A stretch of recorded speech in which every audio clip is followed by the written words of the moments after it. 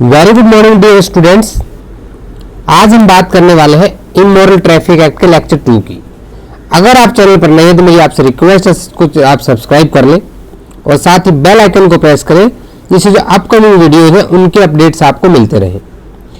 Dear legal aspirants, the immoral traffic prevention act 1956 ये lecture 2 है।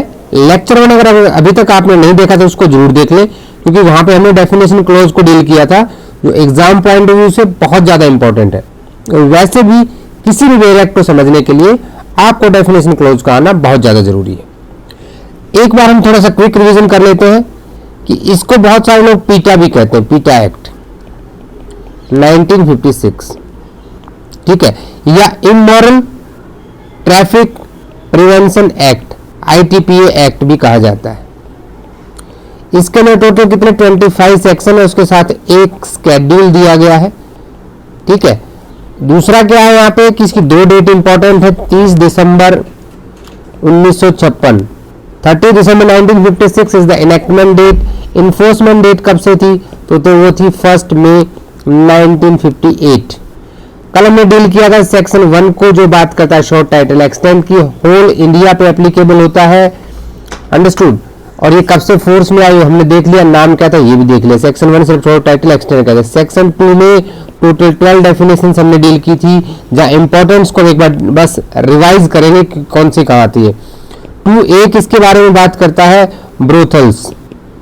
Brothel किसे कहेंगे, कहाँ दिया गया 2A में। उसके बाद 2AA 1986 में डाला गया child, 2CA major and 2CB minor, understood. ये डेफिनेशन मैं आपसे सिर्फ इसलिए डील कर रहा हूं सो दैट कि आपको एक बार इनका आइडिया हो जाए। उसके बाद सबसे अगली इंपॉर्टेंट क्या थी, 2B करेक्टिव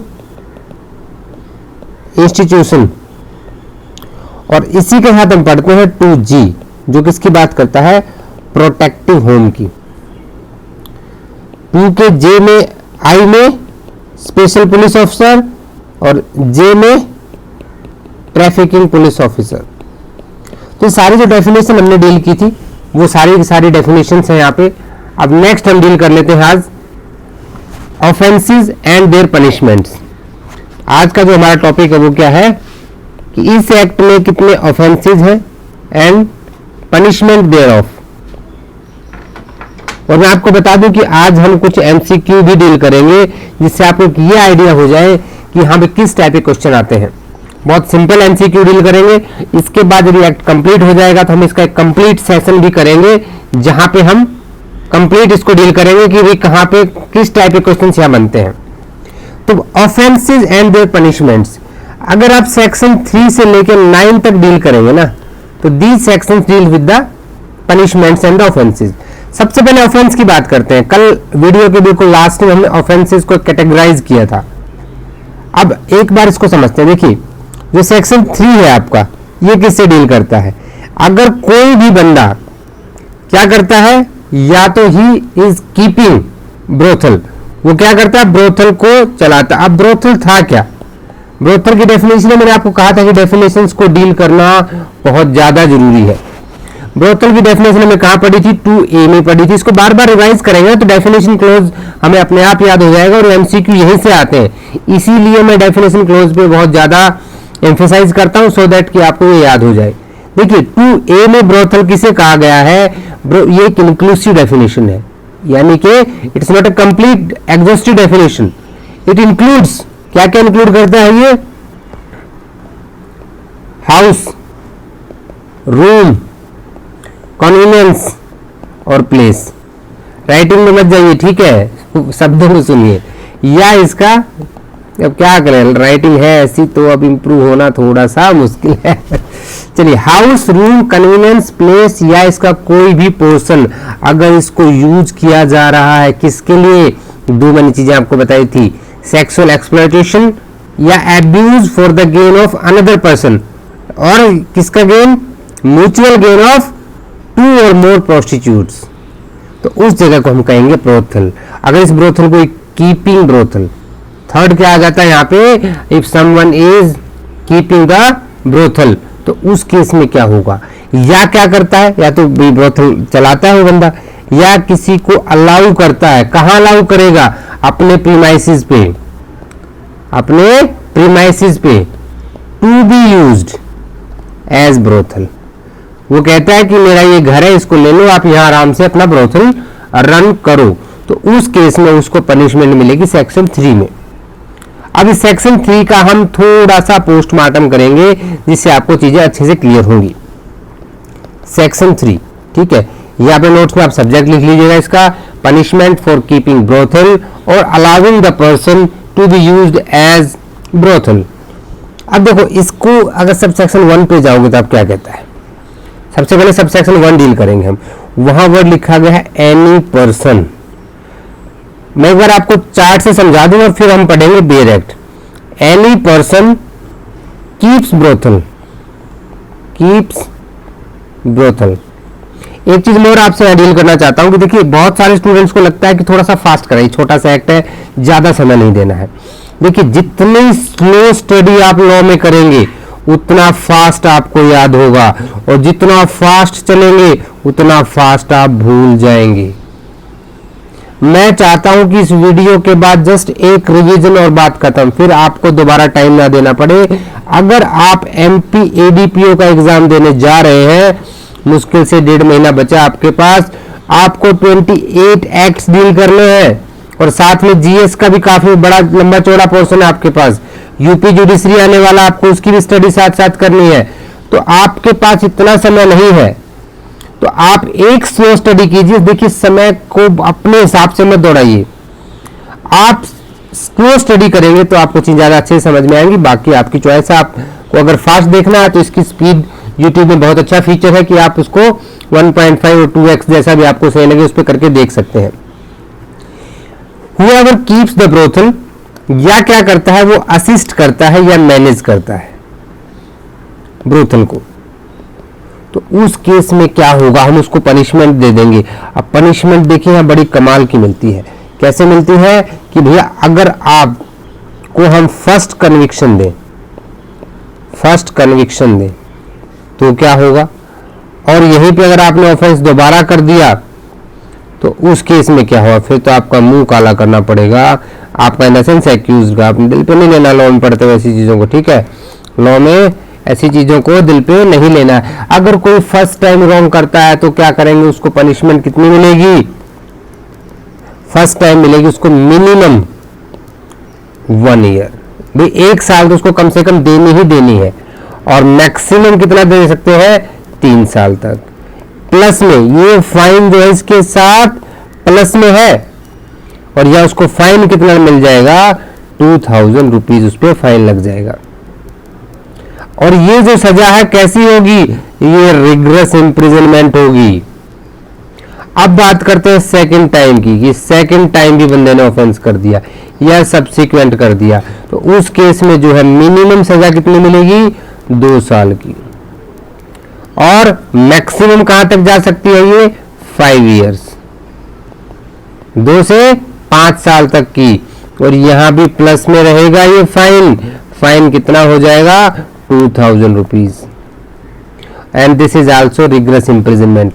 ये चार्ट आप बना लीजिएगा, और एक बार जरा बेयर एक्ट खोलिए और फिर आप समझिए। उसके बाद हम आगे ज्यादा पढ़ेंगे नहीं, क्योंकि जितना मैं आपको बता रहा हूं ना एग्जाम के लिए, इतना बहुत मोर देन सफिशिएंट आपके लिए। सेक्शन 3 का सब सेक्शन 1 खोलिए अपने बेयर एक्ट में।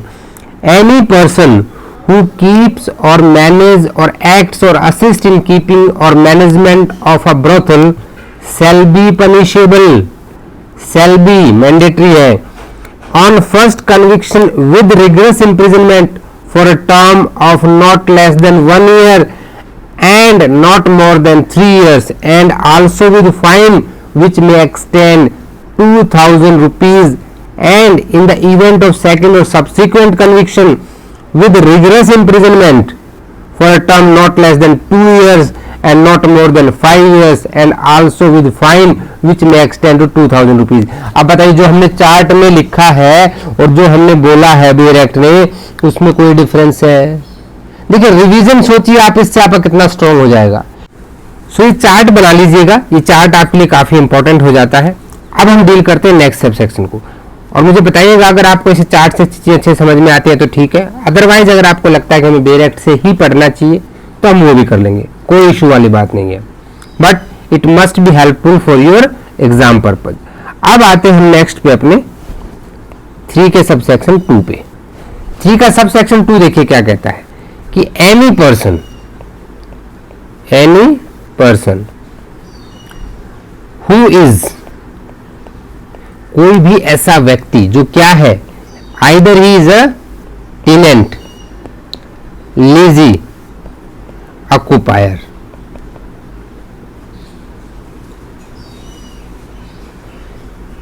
या फिर क्या है कोई ऑनर, लेसर या लैंडलॉर्ड।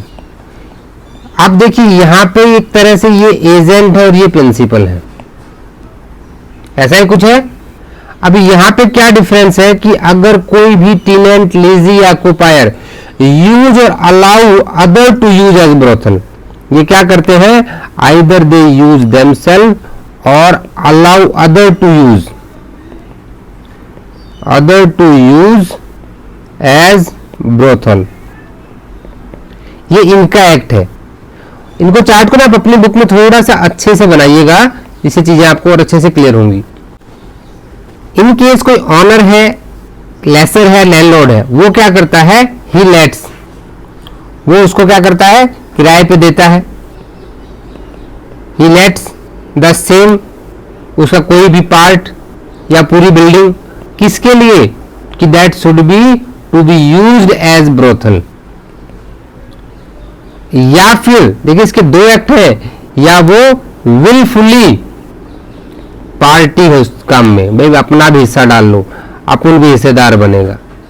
ठीक है, तो सब सेक्शन 2 क्या कह रहा है कि कोई टेनेंट, लेजी, ऑक्युपायर, और उसका वो एक्ट बता दिया, ऑनर या लेसी या लैंडलॉर्ड करता है, तो वहां भी क्या है, दोनों को क्या मिलेगा, यहां भी फर्स्ट कन्विक्शन, यहां क्या है, सेकंड कन्विक्शन।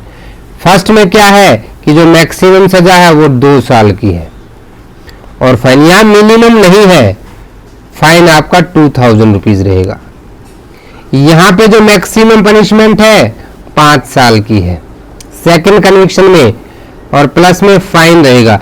आप यहां ध्यान देना, यहां फाइन का अमाउंट नहीं बताया है, तो नहीं बताया है तो कहां जाएंगे हम, we will go to IPC section number 63, unlimited but should not be excessive.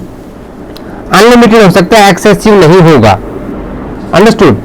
अब ये मिलेगी कैसी सजा, तो यहां पे अगर आप पढ़ेंगे तो लिखा गया with imprisonment for a term, यानी कि ये आइदर रिग्रेस और सिंपल, ये रिग्रेस भी हो सकती है और सिंपल भी हो सकती है। ठीक है, अब आते हैं सेक्शन 3 के सब सेक्शन 2A पे। ये कब इंसर्ट किया गया, 1986 में। किसकी बात करता है, ये प्रिजम्पशन की बात करता है। कौन सी प्रिजम्पशन की बात करता है, ये प्रिजम्पशन ऑफ लॉ की बात करता है। एविडेंस एक्ट का, इंडियन एविडेंस एक्ट में सेक्शन नंबर 4 मे प्रिज्यूम, सेल्फ प्रिज्यूम और कॉन्क्लूसिव प्रूफ। सेल्फ प्रिज्यूम और कॉन्क्लूसिव प्रूफ क्या होते हैं, प्रिजम्पशन ऑफ लॉ होते हैं। मे प्रिज्यूम प्रिजम्पशन ऑफ फैक्ट होती है। ये क्या है, रिबटेबल प्रिजम्पशन ऑफ लॉ है, और कॉन्क्लूसिव प्रूफ क्या होते हैं, इररिबटेबल प्रिजम्पशन होते हैं। देखिए चीजों को जोड़िए, समझिए उस चीज को अच्छे से। 1986 में एक प्रिजम्पशन डालेगी कि क्या प्रिजम्पशन डालेगी, जो सेक्शन 2 में भी हमने अभी पढ़ा कि टेनेंट के बारे में, आपका लेसी के बारे में, लेसर के बारे में, तो उस केस में क्या होगा, तो वहां एक प्रिजम्पशन मान ली जाएगी कि उस बंदे को ये नॉलेज थी। भाई जब एक लैंडलॉर्ड ने अपनी जमीन किसी को दी, लेसर ने लाइसेंस दिया, ऑनर ने भी किसी को टेनेंट को लेट आउट किया, तो he has knowledge. This is presumption of knowledge. किस बात की knowledge, that it will be used as brothel, वो ब्रोथल की तरह यूज होगा, ये उसको नॉलेज थी। किस ग्राउंड पे, यदि ऐसा नहीं कि ऐसे मान लेंगे, 2 कंडीशन है जब ये चीज फुलफिल होती है। पहली कंडीशन क्या है, अगर कोई रिपोर्ट पब्लिश की गई है, क्या की गई है, रिपोर्ट पब्लिश की गई है कहां, न्यूज़पेपर में। और न्यूज़पेपर कहां पे, in the area where such person resides, उसके एरिया में, ठीक है, उसके एरिया में डाला गया है। या फिर कोई वहां पे जो सर्च कैरिड आउट की गई थी उस घर में, पहले उसी प्रीमाइसिस में सर्च कैरिड आउट हुई थी और सर्च में एक copy of list of things found in search, ये भी उसको दिया गया था। आप चिंता न करें, इसका मैं आपको बिल्कुल टाइप कंप्यूटर टाइप आपको पीडीएफ टेलीग्राम पे अवेलेबल करा दूं, वहां से आप अच्छे से चार्ट बना सकते हैं अगर वहां से बनाना चाहें तो। अब देखिए क्या रिपोर्ट, कौन सी रिपोर्ट, क्या ब्लड रिपोर्ट की बात कर रहा है क्या यहाँ, ये नहीं, ये कौन सी रिपोर्ट है, ये रिपोर्ट वो है कि जब सर्च की गई तो पाया गया कि वो प्रीमाइसिस जो है, प्रीमाइसिस यूज हो चुका है किसके लिए, प्रोस्टिट्यूशन के लिए। जो हमने सर्च की थी वहां प्रोस्टिट्यूशन के लिए वो यूज हो चुका है। रिपोर्ट क्या है, that it is used as brothel और फॉर द प्रोस्टिट्यूशन। तो ऐसी रिपोर्ट अगर पब्लिश हुई है ये प्रीमाइसिस है, ये पहले यूज हो चुका है, कॉपी ऑफ लिस्ट दिया गया था, तो ये प्रिज्यूम कर लिया जाएगा कि उसे नॉलेज थी कि ये फिर से ब्रोथल यूज हो सकता है। अब एक और यहाँ पे एडिशनल बात आ जाती है, वो क्या आ जाती है कि अगर वो पर्सन कन्विक्ट हो जाता है, अगर उस पर्सन को क्या कर देते हैं हम, सेक्शन 2 में क्या कर देते हैं, सेक्शन 2 में कन्विक्शन है, कन्विक्टेड हो गया तो क्या होगा कि जो भी कोई एग्रीमेंट बना होगा, ठीक है, कोई लीज होगी, एग्रीमेंट होगा, सेक्शन 3 का सब सेक्शन 3 देखिए।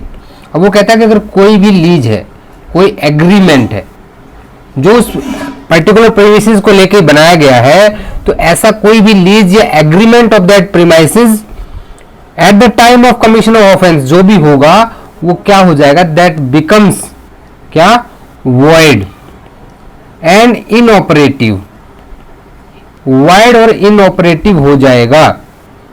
अंडरस्टूड। तो ये सेक्शन 3 का सब सेक्शन 3 है। आज जो सेक्शन 3 आप सबको क्लियर हो गया होगा। अब हम चलते हैं सेक्शन 4 पे।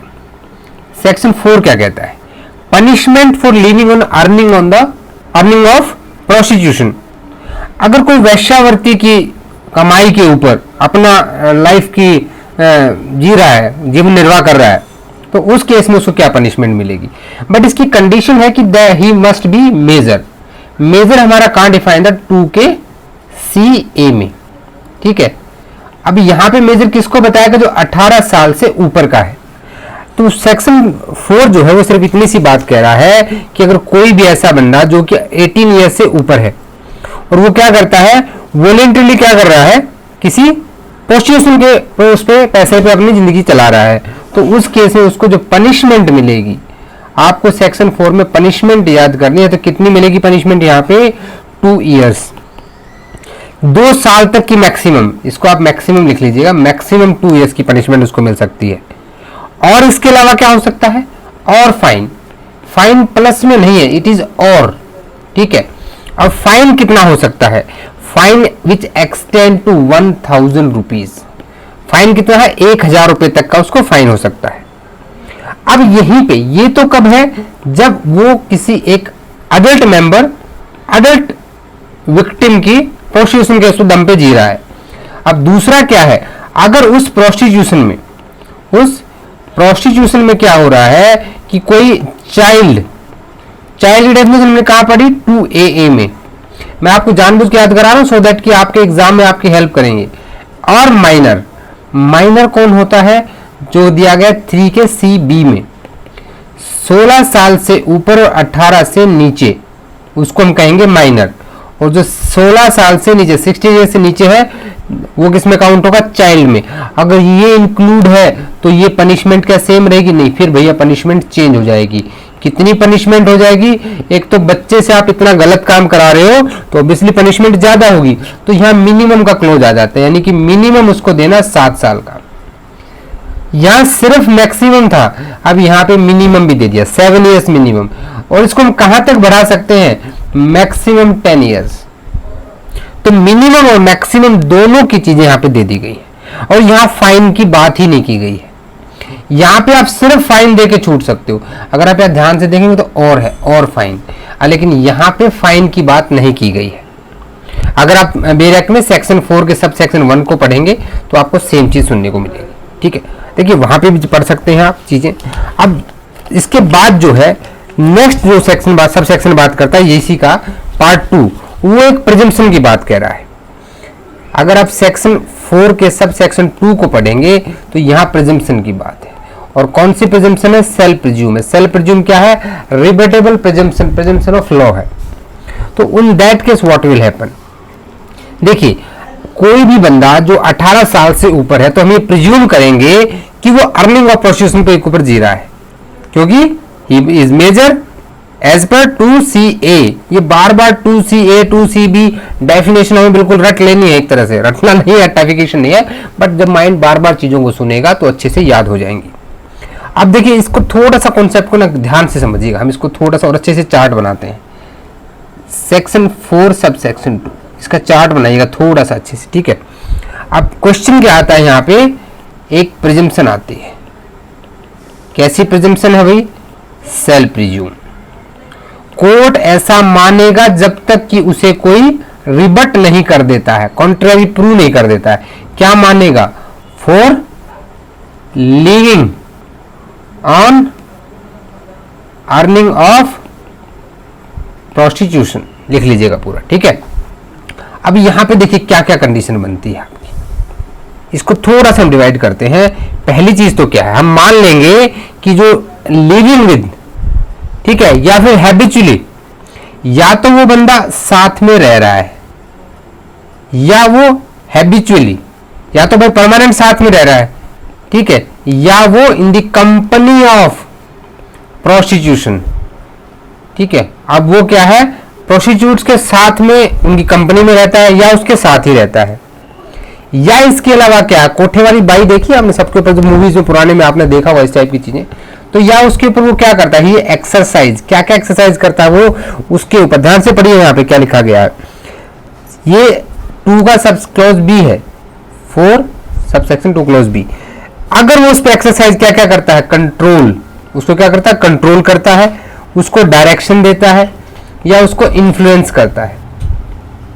ठीक है, प्रोस्टिट्यूट जो है उसके ऊपर उसका कंट्रोल है, उसकी डायरेक्शन है, उसकी इन्फ्लुएंस है, तो भी हम ये सेल्फ प्रिज्यूम करेंगे कि वो उसके अर्निंग पे जी रहा है। और तीसरी चीज क्या है? अगर वो वहां पे क्या है, इसको मैं एक ही हिंदी में वर्ड लिखूंगा, दलाल। अगर वो दलाल है, एक्टिंग एज अ टाउट, एक वर्ड यूज है टॉट, TOUT, टॉट, और पिंप, ऑन बिहाफ ऑफ टाउट और पिंप, इनको बोला जाता है दलाल, बिचौलिया एक तरह से आप कह सकते हो। अगर ये 3 कंडीशन फुलफिल होती है, फर्स्ट, सेकंड, थर्ड, ठीक है, तो उस केस में ये तीनों में और रहेगा, इनमें से कोई भी एक, ये ध्यान देना, बीच में और है, या तो ये या फिर ये या फिर ये। अगर ये 3 कंडीशन फुलफिल है, court shall presume that the person above the age of 18 years is living on the earning of the prostitution. Understood? ये सबसेक्शन 4 का सबसेक्शन 2 था। अब आते हैं सेक्शन 5 के ऊपर। अब सेक्शन 5 क्या कह रहा है? देखिए सेक्शन 5 में 3 वर्ड क्या क्या है? पहला है प्रोक्योर करना, PROCURES, प्रोक्योर करना किसी को। दूसरा वर्ड क्या आ जाता है? किसी को इंड्यूस करना। और तीसरा वर्ड यहां आ जाता है किसी को ही इज टेकन, टेक, लेना। अंडरस्टूड? तो यहां पे क्या कहता है? देखिए इन 3 चीजों में इसको बांटते हैं। अगर कोई भी पर्सन क्या करता है, किसी को भी एनी पर्सन विद और विदाउट कंसेंट प्रोस्टिट्यूशन के लिए प्रोक्योर कराता है, अवेलेबल कराता है, ठीक है, चाहे कंसेंट हो या ना हो, विद और विदाउट कंसेंट, ये याद रखना है।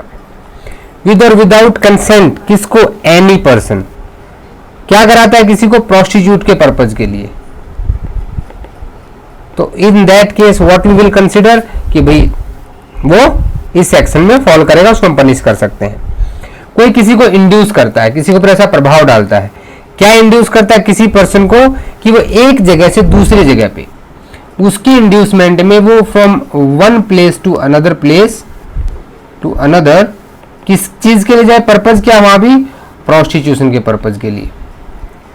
और थर्ड क्या है, इफ ही टेक्स, वो लेकर जाता है या वो कोई ऐसा अटेम्प्ट करता है कि जो पर्सन है उसको ले जाया जाए, जिसको प्रोस्टिट्यूशन के लिए, from one place to another for the prostitution, यहां वो बंदा अपने आप जा रहा है, यहां उसको ले जाया जा रहा है, इतना ही फर्क है दोनों में। अंडरस्टूड। देखिए ये कैटेगरीज कंप्लीट हो जाती हैं तो भैया फिर हम आपको पनिश करेंगे। क्या करेंगे? You will be punished. अब पनिशमेंट कितना होगा ये देखिए, यहाँ पे पनिशमेंट कितनी होगी। मिनिमम जो पनिशमेंट है वो आपकी 3 साल रहेगी और मैक्सिमम जो पनिशमेंट है वो कितनी रहेगी? 7 ईयर्स रहेगी। और फाइन भी रहेगा इसके साथ में। फाइन कितना रहेगा? 2000 रुपीज। अभी सेक्शन 4 में हम क्या पढ़ के आए थे? 1000। यहाँ कितना है? 2000। इन चीजों पर ध्यान देना है। देखिए सेक्शन 5 में आपके लिए पढ़ देता हूं। प्रोक्योरिंग, इंड्यूसिंग और taking person for the sake of prostitution, किसी भी व्यक्ति को वेश्यावृत्ति के लिए उपात करना, उत्प्रेरित करना या ले जाना। इफ एनी पर्सन हु, क्या करता है? प्रोक्योर। प्रोक्योर को आप ना अंडरलाइन कर लें, चार्ट भी बना के साथ में लगा सकते हैं, रिवीजन में हेल्प रहेगी। और अटेम्प्ट टू प्रोक्योर, यानी कि it also include the attempt, इसके साथ में अटेम्प्ट और दोनों चीजें इंक्लूड है। विद और without his consent for the purpose of prostitution, खत्म। बी कहता है induce a person to go from any place with the intent that he may for the purpose of prostitution become the inmate of the frequent of brothel. और third क्या है यहाँ पे कि takes और attempt to take a person और cause a person to be taken from one place, या तो खुद लेके जाता है या अटेम्प्ट करता है ले जाने का, या फिर ऐसा कॉज करता है कि उसको ले जाया जाए, ठीक है, एक जगह से दूसरी जगह प्रोस्टिट्यूशन के लिए, या फिर कोई भी किसी रीजन से वो किसी को कॉज करे, इंड्यूस करे कि वो बंदा प्रोस्टिट्यूशन कैरी करे, प्रोस्टिट्यूशन का काम करे। तो यहां पे उसको shall be punishable with the conviction of rigorous imprisonment. तो ये पनिशमेंट कैसी होगी? रिग्रेस होगी। मैक्सिमम रिग्रेस है इसमें, ठीक है, 3 इयर्स मिनिमम, 7 इयर्स मैक्सिमम। इतना यहां पे आ गया। अब इसके बाद ये क्या कहता है? देखिए ये तो ठीक है, अब ये तो होगी सिंपल, सेक्शन 5 की एक सिंपल लैंग्वेज। अब इसके बाद ये क्या कहता है? प्रोवाइजो इसमें डाला गया है, अगर ये जो ऑफेंस है जिसके खिलाफ किया गया, जो विक्टिम है, यहाँ पे कौन है? विक्टिम अंडर सेक्शन 5, वो क्या है? अगेंस्ट अ चाइल्ड, या तो चाइल्ड हो सकता है या फिर वो माइनर हो सकता है। अगर इन केस वो चाइल्ड है तो उस केस में जो सजा होगी वहां पे मिनिमम 7 साल की और मैक्सिमम लाइफ इंप्रिजनमेंट मिल सकती है। ये एमसीक्यू के लिए इंपॉर्टेंट कर लीजिएगा, लाइफ इंप्रिजनमेंट कहाँ कहाँ है इसमें। अगर वो माइनर है तो इन दैट केस मिनिमम आपकी जो है 7 इयर्स हो जाएगी और मैक्सिमम जो 14 इयर्स हो जाएगी, ठीक है। यहां भी फाइन का जिक्र नहीं किया गया है, अंडरस्टूड। अब इसके सब सेक्शन 2 को डिलीट कर दिया गया था 1986 में। 5 का जो सब सेक्शन 2 है वो डिलीटेड, रिपील्ड इन 1986। ये ना ऐसे जो एक आध चीजें हैं, बेर एक्ट में से कहीं से भी पूछ सकता है आपसे क्वेश्चन, ठीक है, तो उसको थोड़ा सा याद रखें, कल को एमसीक्यू में आपको आराम से आप इजीली उसको कर लोगे। अब सब सेक्शन 3 क्या कहता है कि भैया ट्राइस का तो ठीक है, आप पनिशमेंट दे दिया आपने, ठीक है, 1986 में हुआ था ये। अब इसका ट्रायल कहाँ चलेगा? ट्रायल तो सेक्शन 5 का सब सेक्शन 3 आपको इसके बारे में बता रहा है, ठीक है। कहाँ पे ट्रायबल होगा सेक्शन 5 का ऑफेंस? किसी भी ऐसे प्लेस पे जहां से उसको ले जाया गया, ठीक है, from where he has taken, उस जगह पे, या फिर टू प्लेस जहां उसको ले जाया गया, जहां से ले जाएगा और जहां पे ले जाया गया, इन दोनों में से where the person is procured, induced, और to the place the where the person gone because of inducement और taken, attempt to taken, cause to be taken, तो उस केस में उसका ट्रायल वहीं पे चलेगा, जुरिस्डिक्शन वहां पे है। ये आपका सेक्शन 5 कहता है। अब आते हैं सेक्शन 6 के ऊपर। 6 क्या कह रहा है आपका कि डिटेंशन, डिटेन कर लिया है किसी को, detaining a person in premises where prostitution, किसी ऐसी जगह पे डिटेन कर लिया जहां पे प्रोस्टिट्यूशन का काम किया जाता है। ठीक है, मैं रेड अलर्ट एरिया में उसको डिटेन करके रखा है, आप सीधे से लैंग्वेज में ये यहाँ पे समझ सकते हो। तो in that case what will happen. अब एक चीज आपको बता दूं कि यहाँ पे ईदर कंसेंट या विदाउट कंसेंट ये मैटर नहीं करती है। देखिए जब भी सब सेक्शन, आप सेक्शन 6 देखिए बेरेक में, वहां सबसे पहले शुरुआत हुई है सेक्शन 6 में एनी पर्सन। अब ये पर्सन वो नहीं है जिसको ले जाया जा रहा है, ये पर्सन आपका एक्यूज्ड है। अंडरस्टूड। एनी पर्सन हु डिटेन्स, जो डिटेन करता है किसी को, एनी अदर पर्सन को, विद और विदाउट कंसेंट, यानी कि विद या विदाउट कंसेंट है। कंसेंट का फैक्टर आपने देख लिया। कहां पे लेके जाता है, या तो वो उसको किसी ब्रोथल में लेके जाता है, ब्रोथल की डेफिनेशन कहां दी गई है, 2A में दी गई है, या फिर किसी ऐसे प्रीमाइसेस में लेके जाता है जहां पे वो किसी के साथ सेक्सुअल इंटरकोर्स करे, ठीक है, जो उसका स्पाउस ना हो, या फिर ऐसे किसी प्लेस में जहां पे वो किसी के साथ इंटरसेक्सुअल कोर्स करे और जहां पे वो जो बंदा है वो उसका स्पाउस नहीं होना चाहिए, स्पाउस नहीं होना चाहिए। तो इन दैट केस जो पनिशमेंट मिलेगी ना, इस केस में पनिशमेंट वो कितनी मिलेगी, मिनिमम मिलेगी 7 ईयर्स और मैक्सिमम मिलेगी आपकी लाइफ इंप्रिजनमेंट और 10 ईयर्स एंड फाइन, अंडरस्टूड। तो यहां पे जो उसको सजा मिलेगी वो कितनी मिलेगी आपको भाई, मिनिमम 7 साल, मैक्सिमम लाइफ इंप्रिजनमेंट, या फिर 10 साल तक की मिल सकती है। अंडरस्टूड। अब यहां पे फाइन कितना होगा, तो फाइन यहां डिस्क्लोज नहीं किया गया है कि फाइन कितना होगा। ठीक है, सजा को आप अलग आराम से लिख लें यहाँ पे कि जो मिनिमम है 7 ईयर्स है, मैक्सिमम जो है वो आपकी लाइफ इंप्रिजनमेंट और 10 ईयर्स है, और इसके साथ में प्लस फाइन है, और फाइन का अमाउंट यहाँ 1000-2000 नहीं बताया गया है। अंडरस्टूड। अब फिर से वही बात आती है, अगर मान लीजिए वो किसी बच्चे के साथ में मिलता है, ठीक है, तो यहाँ पे क्या मिनिमम 7 ही दे सकता है, इससे कम नहीं दे सकता, दे सकता है। ये प्रोवाइजो है सेक्शन 6 में, खाली एक प्रोवाइजो दिया गया है कि कोर्ट स्पेशल रीजन रिकॉर्ड करके इससे कम भी इसको दे सकता है।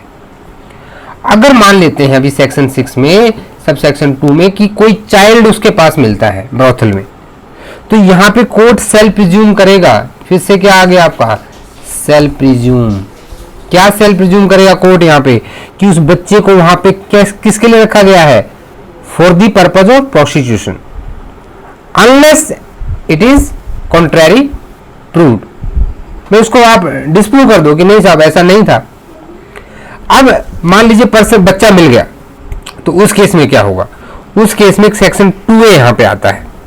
अगर कोई भी चाइल्ड या माइनर ब्रोथल में मिलता है, ठीक है, और आपको क्या मिला, चाइल्ड मिला ब्रोथल में या माइनर मिला। चाइल्ड कहां डिफाइन है, 2AA, माइनर कहां डिफाइन है, 2CB। ये आपको याद हो जानी चाहिए चीजें। तो उस केस में क्या होगा, पहली बात हमने प्रिजम्पशन ले लिया है, अंडरस्टूड। फिर क्या है, उस बच्चे का क्या किया गया, मेडिकल एग्जामिनेशन किया गया, और मेडिकल एग्जामिनेशन में क्या पाया कि वो बच्चा जो है सेक्सुअली, मेडिकल एग्जाम में मिला कि ही सेक्सुअली अब्यूज्ड, सेक्सुअली अब्यूज किया गया है। तो फिर से ये प्रिजम्पशन ले लेंगे कि भाई वो बच्चा जो है ना प्रोस्टिट्यूशन के लिए रखा था आपने, उसका सेक्सुअल क्या है, आप एक्सप्लॉयटेशन करना चाहते थे कॉमर्शियल पर्पज के लिए। किस चीज के लिए, कॉमर्शियल पर्पज के लिए आप करना चाह रहे थे।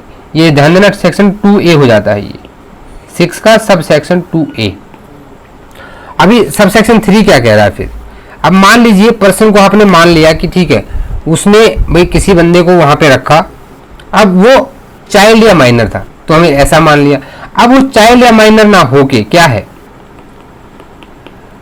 कोई वुमेन है या कोई गर्ल है, कोई लड़की या औरत है, तो उस केस में क्या होगा, अगर जिस पर्सन को इंड्यूस किया है, कंपेल किया है, कहाँ रहने के लिए, ब्रोथल में रहने के लिए, किसी प्रीमाइसेस में रहने के लिए जहां पे सेक्सुअल इंटरकोर्स कराया जा रहा है उसका, और उससे क्या कहा गया यहाँ पे कि देखो धमकी दी जाती है कि तुम्हारे पास जो ज्वेलरी है, जो वियरिंग एपरेल्स हैं, मनी है, प्रॉपर्टी है, ठीक है, ये उसकी उतरवाई जाती है। और उसको थ्रेटन किया जाता है कि ये तुम्हें इन चीजों के लिए ना, तुम्हें जो दिया गया है ना, ज्वेलरी, गहने, पैसे, मैं तुम्हारे ऊपर मुकदमा कर दूंगा और तुम्हें कोर्ट में घसीट दूंगा। तो कोर्ट यहाँ पे सीधी सी ये बात है कि इन चीजों को लेकर उसके ऊपर no suit can be file, कोई सूट उस वुमेन या गर्ल के ऊपर कोई ऐसा मुकदमा नहीं किया जा सकता है। किन ग्राउंड्स के ऊपर? ये ग्राउंड यहां जरूर लिख लेना। यहाँ पहला ग्राउंड है प्लेज, दूसरा ग्राउंड है रिकवरी ऑफ सूट, ठीक है, रिकवरी सूट नहीं फाइल कर सकते आप उसके ऊपर। और उसका तीसरा है रिकवरी ऑफ मनी, प्रॉपर्टी का रिकवरी सूट नहीं कर सकते, पैसों के रिकवरी के लिए नहीं कर सकते, प्लेज के नहीं कर सकते। अंडरस्टूड? ये और कौन नहीं कर सकता उसके ऊपर? जो व्यक्ति उसको डिटेन किए हुए है। हमने जो स्टार्टिंग में एनी पर्सन पढ़ा था ना, ये वो वाली बात है, वो पर्सन एक्यूज्ड। ये आपका सेक्शन 6 था। सेक्शन 7 देख लीजिए। सेक्शन 7 क्या कहता है? प्रोस्टिट्यूशन इन और in the vicinity of public place. यहां से एक एमसीक्यू आएगा, ये आएगा 200 मीटर, याद रखिएगा। पहले एक 200 मीटर माइंड में डालिए, फिर आगे समझते हैं। अंडरस्टूड? अभी यहां क्या है? अगर किसी विसिनिटी ऑफ पब्लिक प्लेस में, अब पहली चीज तो भी पब्लिक प्लेस किसे मानेंगे हम? अब यहां एक वर्ड आता है पब्लिक प्लेस। पब्लिक प्लेस, किस चीज को पब्लिक प्लेस मानेंगे? दो चीजें हैं। पहला तो क्या है कि जहां पे स्टेट गवर्नमेंट क्या कर दे, नोटिफाइड कर दे कि ये जो एरिया है ये पब्लिक प्लेस है एज पर दिस सेक्शन। या दूसरा क्या है? और भाई 200 मीटर 200 मीटर फ्रॉम, अभी फ्रॉम में देखिए कुछ लिस्ट है, उसको ध्यान से देखिएगा आप। कोई भी ऐसा आपका पब्लिक रिलीजियस प्लेस है, कोई मंदिर है, मस्जिद है, गुरुद्वारा है, कोई एजुकेशनल इंस्टीट्यूशन है, कोई होटल है, कोई हॉस्पिटल है। आप लिखिए, मैं बताता हूं। Public religious worship, educational institute, hotel, hospital, nursing home या other place notified by commissioner of police और the magistrate of that district, DM के द्वारा। समझ गया आप? यानी कि देखिए, पब्लिक प्लेस हम किसको मानेंगे? Within 200 metre. किसके?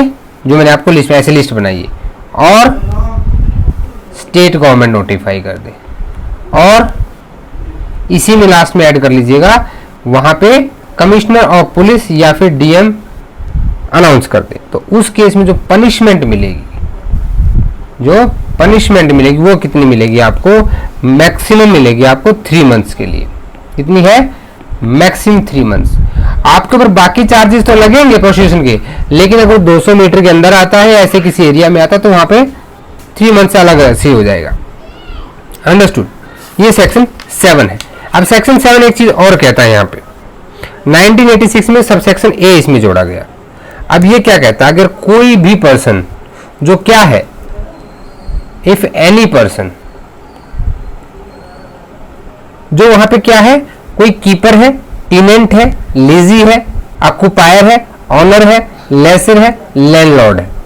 ठीक है, हम ये सारी चीजें कहां पढ़ रहे थे? सेक्शन 3 में भी पढ़ के आए हैं। किसी भी पब्लिक प्लेस पे, भाई कोई पब्लिक रिलीजियस प्लेस है, वहां का कोई महंत होगा, कोई मौलवी साहब होंगे, कोई चर्च के फादर होंगे, कोई गुरुद्वारे में होंगे, अगर कोई भी उसका जो देख रेख करने वाला है, हॉस्पिटल का मैनेजमेंट होगा, होटल का जो स्टाफ है वो होगा, यानी कि जो उसका कीपर है, तो नर्सिंग होम का कोई चलाने वाला, एजुकेशन इंस्टीट्यूट का मान लीजिए कोई प्रिंसिपल है, कोई उसका डायरेक्टर है, वो अलाउ करता है प्रोस्टिट्यूट को for the trade, obviously commercial purpose के लिए, या कोई टेनेंट है, लीसी है, ऑक्युपायर है, वो परमिट करता है, या कोई ऑनर, लेसर या लैंडलॉर्ड वो प्रीमाइसेस को लेट आउट करता है इस चीज के लिए। तो उस चीज में क्या हो जाएगा? एक तो फर्स्ट कन्विक्शन होगा और एक सब्सिक्वेंट होगा, सेकंड और सब्सिक्वेंट। फर्स्ट कन्विक्शन में कितनी है? 3 मंथ्स और 2000 का फाइन और बोथ। लेकिन सेकंड टाइम में क्या हो जाएगा? ये 6 मंथ हो जाएगी एंड प्लस में हो जाएगा 2000 का फाइन। फाइन यहां का चला जाएगा, यहां फिर फाइन आपका प्लस में चला जाएगा। अंडरस्टूड? यहां तक आपको कोई भी डाउट इसी तरह का भी? अब इसी में एक चीज और देखिए, आपने कहा कि होटल्स हो सकते हैं, ये एक बहुत कॉमन चीज है, होटल्स में बहुत बार ऐसा होता है, पुलिस रेड डालती है, आप बहुत बार न्यूज में सुनते हैं। अगर वो प्रीमाइसिस होटल है, कोई होटल है, तो in that case what will happen, अगर वो होटल है तो उसका जो लाइसेंस होगा ना, ये क्वेश्चन एमसीक्यू है आपका, लाइसेंस को सस्पेंड कर देंगे। ठीक है, कब करेंगे सस्पेंड भैया, जब उसको हम कितना दे रहे हैं, 3 मंथ्स की सजा दे देंगे और 2 साल तक की मैक्सिमम, मिनिमम 3 साल और मैक्सिमम 2 इयर्स। इसी केस में अगर हम क्या करें, उसके लाइसेंस कैंसल्ड हो रहा है, तो लाइसेंस अगर कैंसिल हो रहा है तो उस केस में क्या है, अगर भाई ये तो है जब उसने किसी अडल्ट में किया हो, अगर मान लो भाई वो किसी माइनर या चाइल्ड को उसमें इंक्लूडेड है विक्टिम में, तो भैया फिर हो जाएगा कैंसल्ड। अगर कोई अडल्ट से आप प्रोसीजर करा तो आपका लाइसेंस, मतलब होटल वाले का लाइसेंस सस्पेंड हो जाएगा। कुछ लोग दिल पे ले जाएंगे यार, इसलिए तो पढ़ाते हो, कभी कभी निकल जाता है आपका। मैं एक्यूज की बात कर रहा हूँ, अगर कोई ऐसा होटल एक्यूज है तो लाइसेंस सस्पेंड कर देंगे, 3 महीने की मिनिमम, मैक्सिमम 2 साल की सजा देंगे। अगर वहां पे चाइल्ड और माइनर को विक्टिम के तौर पे यूज किया गया है तो उस केस में उसका लाइसेंस टोटली कैंसिल हो जाएगा। ये आपको यहाँ पे याद रखना है, सस्पेंड और कैंसिल दोनों चीजें आपके लिए इंपॉर्टेंट हो जाती हैं। फिर आते हैं सेक्शन 8 पे। सेक्शन 8 कहता है कि किसी को सीड्यूस करना या सोलिस्टिंग, सीड्यूसिंग या फिर soliciting for the purpose of prostitution. अगर मान लीजिए कोई किसी भी पब्लिक प्लेस में, ठीक है, किसी भी मैनर में, आइदर ही सीन और हर्ड, चाहे वो देख सकता है या सुन सकता है, चाहे कोई बिल्डिंग से या किसी हाउस से, कोई वर्ड, गेस्चर या विलफुल एक्सपोजर करता है, सोलिस्ट करता है, ठीक है, किसी भी पर्सन को, तो उस केस में क्या, इसमें अटेम्प्ट भी इंक्लूड हो जाएगा। फर्स्ट कन्विक्शन में कितनी सजा मिलेगी, अगर फर्स्ट कन्विक्शन है तो 6 मंथ और 500 रुपीज फाइन, या फिर बोथ। और सेकंड टाइम में क्या होगा, अगर ये सेकंड टाइम कर दिया आपने तो यहां पे आप 1 ईयर प्लस 500 फाइन, फिर और नहीं रहेगा। इतना आपको याद रखना है। हमारा एमसीक्यू का भी सेशन आ गया है, उसको भी हम डील कर लेते हैं। चलिए पहले इसको एक बार थोड़ा क्लियर करके सेक्शन 9 भी खत्म करते हैं। आज के लेक्चर में सेक्शन 9 तक ही कवर करेंगे। Seducing of a person in custody, यहां जो इंपॉर्टेंट वर्ड है ना वो आपका है कस्टडी। अगर कस्टडी में करना, देखिए जब भी कोई कस्टडी में होता है तो एग्रावेटेड फॉर्म हो जाती है वहां पे।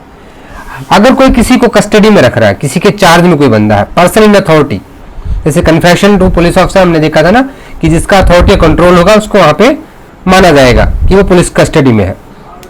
तो उस केस में देखिए एग्रावेटेड फॉर्म रहेगी, वहां पे जो पनिशमेंट मिलेगी वो कितनी मिलेगी, मिनिमम 7 ईयर्स, 7 साल की, मैक्सिमम लाइफ इम्प्रिजनमेंट और 10 ईयर्स एंड फाइन, और इसके साथ में जो फाइन है वो प्लस में रहेगा। अंडरस्टूड।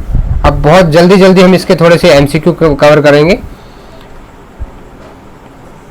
फाइन, यहां तक आपका सेक्शन 9 पूरा हो गया है। जल्दी से हम इसके थोड़े से एमसीक्यू कर लेते हैं, जिससे कि आपको, ये एमसीक्यू सेशन बाद में रखते हैं। मैंने आपके लिए एमसीक्यू सेशन भी वैसे में लेके आया था। चलिए कोई नहीं, इसको नेक्स्ट क्लास में, क्योंकि फिर वीडियो लंबा हो जाएगा। तो आई होप आपको ये चीज़ें सही लगी होंगी। So thanks for watching this video. Next class जो स्टार्ट करेंगे हम एमसीक्यू से स्टार्ट करेंगे, पहले एमसीक्यू करेंगे, फिर सेक्शन 10 से शुरू करेंगे। ठीक है, सेक्शन 10 आपका ओमिट होगा या 10A से एक्चुअली स्टार्ट होगा। So thanks for watching this video.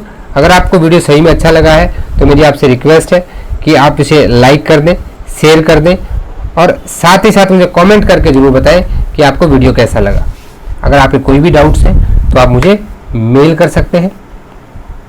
आप चाहे तो टेलीग्राम ग्रुप को ज्वाइन कर लें, जहाँ पे आपको बाकी वीडियोस के अपडेट्स भी मिलेंगे, और साथ ही साथ जो एग्जाम के नोटिफिकेशंस आते हैं, बहुत सारा स्टडी मटेरियल, क्वेश्चन पोल, ये सारी की सारी चीज़ें आप टेलीग्राम चैनल पे इनका बेनिफिट ले सकते हैं। तो मेरी आपसे रिक्वेस्ट है, उसका लिंक नीचे डिस्क्रिप्शन में दे रखा है, उसको ज्वाइन कर लें। और मुझे आपके कमेंट्स का वेट रहेगा कि आपको ये कैसा लग रहा है, तो प्लीज़ मुझे बताइएगा। मिलते हैं नेक्स्ट वीडियो में, तब तक के लिए जय हिंद जय भारत।